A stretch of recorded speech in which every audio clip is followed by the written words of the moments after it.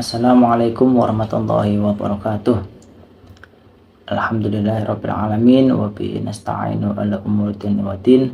Wassalatu wassalamu ala asrofil anbi wal mursalin wa ala alihi washabihi ajma'in. Amma ba'du. Yang terhormat kepada Bapak Turun Nasih selaku dosen pengampu mata kuliah konsep dasar PKN di MI dan teman-teman PKMI yang saya hormati. Kami terdiri dari saya sendiri Abdullah Syarif dan Ayas Hidayat, kemudian ada Triana Yogi Rahmawati akan menyampaikan materi tentang bela negara. Mudah-mudahan apa yang kami sampaikan bisa bermanfaat bagi kita semua. Amin amin ya rabbal alamin. Jadi bela negara menurut Undang-Undang Nomor 3 Tahun 2002 tentang Pertahanan Negara disebutkan bahwa bela negara adalah sikap dan perilaku warga negara yang dijiwai oleh kecintaannya kepada negara kesatuan Republik Indonesia yang berdasarkan kepada Pancasila dan Undang-Undang Dasar 1945 dalam menjamin kelangsungan hidup bangsa dan negara. Baik, saya sebagai pemateri kedua akan menjelaskan tentang ruang lingkup bela negara. Ruang lingkup bela negara ada 5. Yang pertama yaitu rasa cinta tanah air, kedua sadar berbangsa dan bernegara, yang ketiga setia pada Pancasila sebagai ideologi negara, yang keempat rela berkorban untuk bangsa dan negara, dan yang kelima mempunyai kemampuan awal bela negara. Yang pertama ada rasa cinta tanah air. Cinta tanah air merupakan perasaan yang tumbuh dari hati yang paling dalam warga negara terhadap Negara Kesatuan Republik Indonesia berdasarkan Pancasila dan UUD 1945.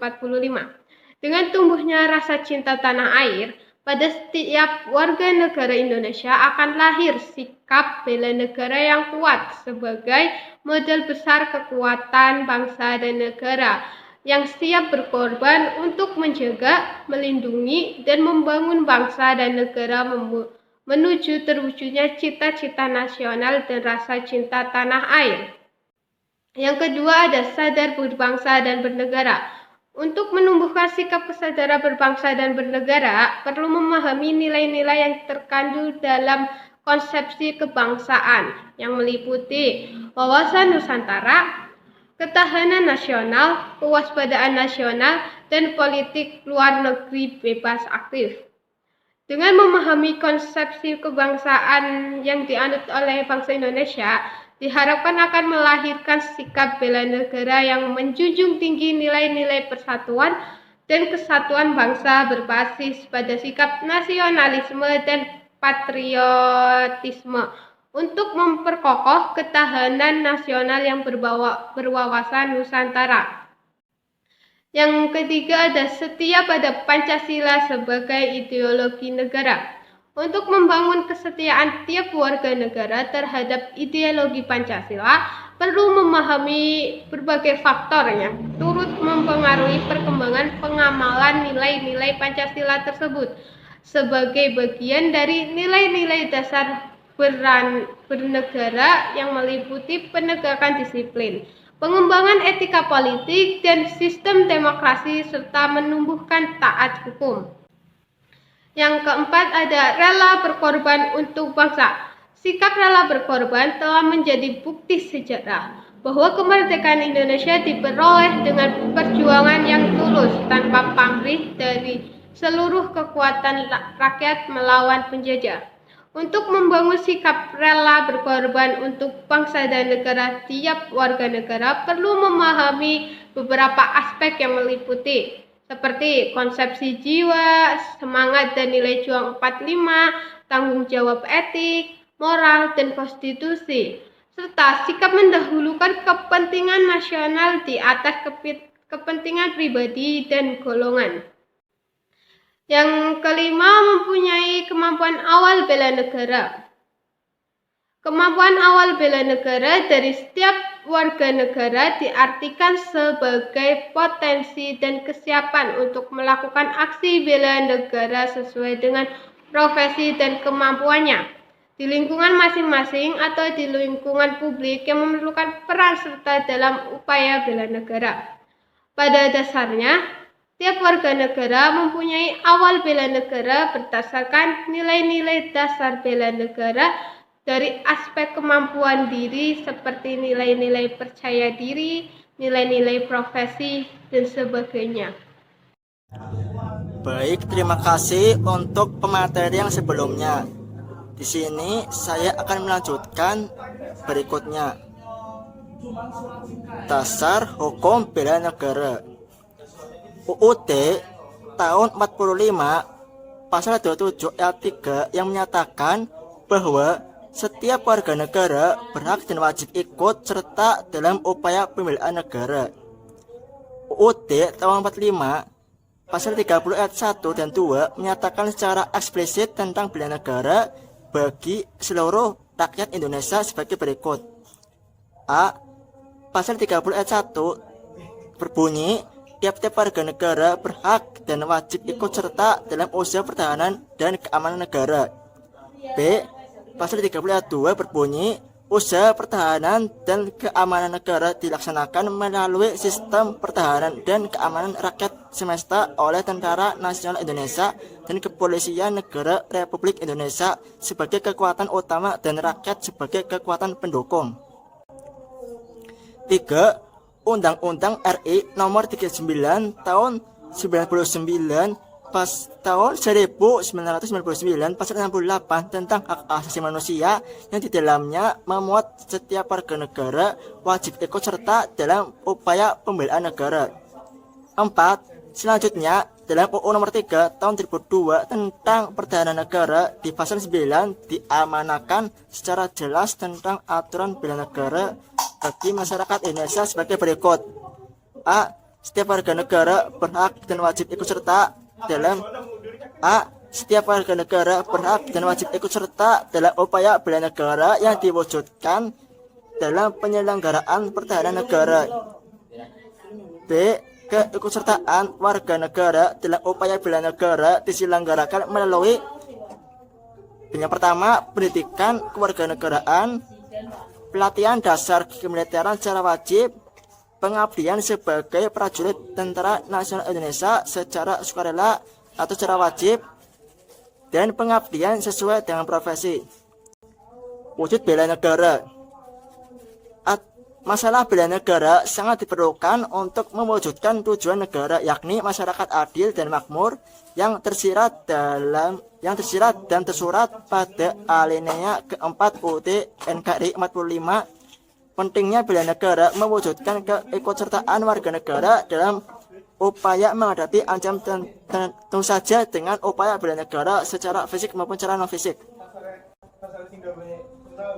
Bela negara secara fisik dapat dilakukan dengan menjadi anggota TNI dan pelatihan dasar kemiliteran melalui program rakyat terlatih seperti resimen mahasiswa, perlawanan rakyat,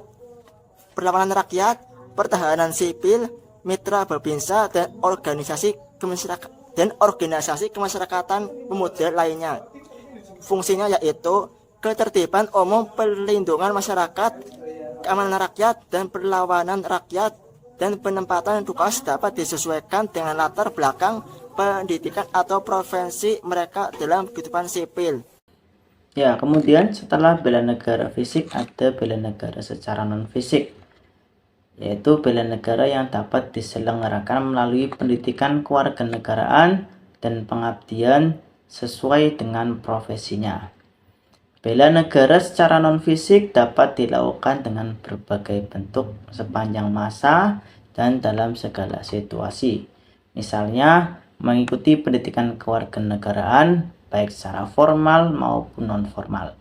Berperan aktif ikut menanggulangi ancaman tertentu, terutama ancaman non-militer, misalnya sukarelawan bencana alam, banjir, gempa, dan lain sebagainya. Kemudian membayar pajak dan retribusi yang berfungsi sebagai sumber pembiayaan negara untuk melaksanakan pembangunan dan lain sebagainya. Selanjutnya adalah ancaman dalam kasus bela negara. Ancaman dapat dikonsepsikan sebagai setiap usaha dan kegiatan, baik dari dalam negeri maupun luar negeri, yang dinilai membahayakan kedaulatan negara, keutuhan wilayah negara, dan keselamatan segenap bangsa. Sumber ancaman dapat berasal dari dalam maupun luar negeri, serta dilakukan oleh aktor negara maupun non-negara yang bersifat nasional, regional, dan internasional. Adapun dampak yang ditimbulkan meliputi segala aspek kondisi sosial, terdiri atas ideologi, politik, ekonomi, sosial, budaya, pertahanan, dan keamanan. Secara umum, ancaman dapat digolongkan menjadi 3 jenis, yaitu yang pertama ancaman militer, adalah ancaman yang menggunakan kekuatan bersenjata, seperti agresi militer, aksi teror bersenjata, pemberontakan bersenjata, perang, dan lain sebagainya. 2. Ancaman non-militer, kebalikan dari ancaman militer, seperti upaya menghancurkan moral dan budaya bangsa melalui disinformasi, propaganda, peredaran narkotika dan obat-obat terlarang, film-film porno, atau berbagai kegiatan kebudayaan asing. Dan yang terakhir yaitu ancaman hibrida, adalah gabungan antara ancaman militer dengan ancaman non-militer. Kemudian sesuai dengan prediksi dan prioritasnya, ancaman dikategorikan menjadi 2, yaitu ancaman nyata dan ancaman belum nyata. Ancaman nyata merupakan ancaman yang sering terjadi dan dihadapi setiap saat, dapat berasal dari dalam negeri maupun luar negeri, seperti terorisme dan radikalisme, separatisme, dan pemberontakan bersenjata, bencana alam, pelanggaran wilayah perbatasan, perompakan dan pencurian kekayaan alam, wabah penyakit, serangan cyber dan spionase, serta peredaran dan penyalahgunaan narkoba. Kemudian ancaman yang belum nyata atau ancaman belum nyata merupakan bentuk ancaman berupa konflik terbuka atau perang konvensional. Saat ini dan ke depan kemungkinannya masih kecil terjadi terhadap Indonesia. Meskipun demikian, sebagai bangsa yang memiliki potensi luar biasa ini, kewaspadaan harus tetap dijaga. Mengingat bentuk ancaman bersifat dinamis, serta dapat berubah menjadi ancaman nyata ketika kepentingan nasional dan kehormatan negara terusik. Itu presentasi dari kami, dan kesimpulannya, bela negara adalah sikap dan perilaku warga negara yang dijiwai oleh kecintaannya kepada Negara Kesatuan Republik Indonesia yang berdasarkan Pancasila dan Undang-Undang Dasar 1945 dalam menjamin kelangsungan hidup bangsa dan negara. Masalah bela negara sangat diperlukan untuk mewujudkan tujuan negara, yakni masyarakat adil dan makmur, yang tersirat dan tersurat pada alinea keempat Undang-Undang Dasar Negara Republik Indonesia tahun 1945. Dan pentingnya bela negara mewujudkan keikutsertaan warga negara dalam upaya menghadapi segala bentuk ancaman, baik secara fisik maupun secara non-fisik, yang bersumber dari luar negeri ataupun dari dalam negeri. Demikian presentasi dari kami. Kami mengucapkan banyak terima kasih dan mohon maaf apabila banyak kekurangan. Kami akhiri. Billahi taufiq wal hidayah. Wassalamualaikum warahmatullahi wabarakatuh.